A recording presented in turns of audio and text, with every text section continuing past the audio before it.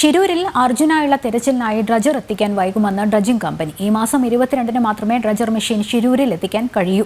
കാലാവസ്ഥ പ്രതികൂലമാണെന്ന് കമ്പനി വ്യക്തമാക്കി. തിങ്കളാഴ്ച ഡ്രജർ എത്തുമെന്നാണ് ജില്ലാ ഭരണകൂടം നേരത്തെ അറിയിച്ചത്. അതേസമയം നാളെയും തെരച്ചിൽ തുടരുമെന്ന് മുങ്ങൽ വിദഗ്ധൻ ഈശ്വർ മാൽപെ അറിയിച്ചു. വിവരങ്ങളുമായി സോണൽ കൃഷ്ണ ചേരുന്നുണ്ട്. സോണൽ, ഈ ഡ്രജർ എത്തിക്കുന്നത് നിർണായകമാണ്. മാത്രമല്ല, ഈ തിരച്ചിൽ എന്തായാലും തുടരുകയാണല്ലോ. ഇപ്പോൾ മുങ്ങൽ വിദഗ്ധൻ ഈശ്വർ മാൽപെയും പറയുന്ന തിരച്ചിൽ തുടരും എന്നുള്ളത് തന്നെയാണ്. ഇതുവരെ ലഭിച്ച വസ്തുക്കളുടെ കൂട്ടത്തിൽ അർജുന്റെ ലോറിയുടേതായ ബന്ധപ്പെട്ട അതൊരു കയർ മാത്രമാണെന്ന സ്ഥിരീകരണവും വന്നിട്ടുണ്ട്. കൂടുതൽ വിവരങ്ങൾ എന്തൊക്കെയാണ്?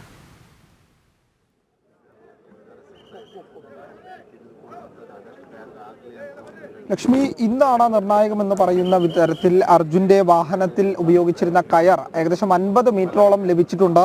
ഇപ്പോൾ മനാഫ് ലോറിയുടെ ഉടമ നമ്മളോടൊപ്പം ചേരുന്നുണ്ട്. ഇന്ന് നിർണായകമായിട്ടുള്ള ഒരു തുമ്പ് നമുക്ക് ലഭിച്ചിരിക്കുകയാണ്.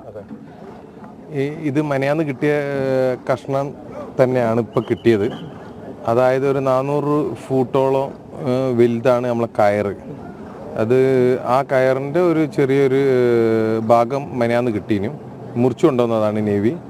ഇപ്പം അതിൻ്റെ എന്താ പറഞ്ഞു കഴിഞ്ഞാൽ ഒരു 50 ഫൂട്ടോളം നീളമുള്ള ഭാഗം നമ്മൾ ഓരോ മരങ്ങൾ അവിടുന്ന് പുഴയിലുള്ള പഴയ മരങ്ങളൊക്കെ ഇങ്ങനെ കയറ്റി കൊണ്ടിരിക്കുകയാണ്. ഈ മലൻ്റെ മുകളിൽ നിന്ന് വന്ന മരങ്ങളാണ് ഇതൊക്കെ. ഈ മരങ്ങൾ കയറ്റുന്നതിൻ്റെ കൂട്ടത്തിൽ ഇതും കയറി വന്നിക്കണേ. ഒരു ശുഭപ്രതീക്ഷയുണ്ട്. അതെ, ശുഭപ്രതീക്ഷ പറഞ്ഞു കഴിഞ്ഞാൽ നമ്മളെ വണ്ടീൻ്റെ സാധനങ്ങളല്ലാത്ത മറ്റ് വണ്ടീൻ്റെ സാധനങ്ങൾ കിട്ടിയത് തന്നെ അതും ശുഭപ്രതീക്ഷ ആണല്ലോ. അതൊന്നും ഇവിടെ ആരും അതിനെ പറ്റിയിട്ടൊന്നും മിണ്ടിയിട്ട് പോലും ഇല്ലേനു.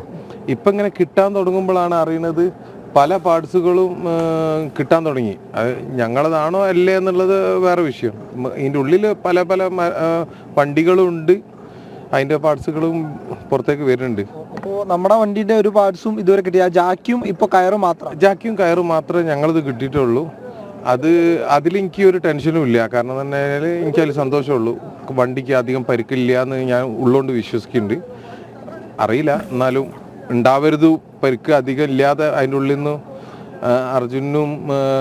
അർജുനും ജീവനോടില്ലെങ്കിൽ പോലും അർജുനും അതിലൊന്നും അധികം പരിക്കുണ്ടാവരുത് എന്ന് ആഗ്രഹിക്കുന്നുണ്ട്. എന്തായാലും മനാഫ് പറഞ്ഞതുപോലെ തന്നെ നമുക്ക് ദൃശ്യങ്ങളിൽ കാണാം, ഈ മരങ്ങളാണ് നമുക്ക് ലഭിച്ചിട്ടുള്ളത്, തിരച്ചിലിൽ ലഭിച്ചിട്ടുള്ളത്.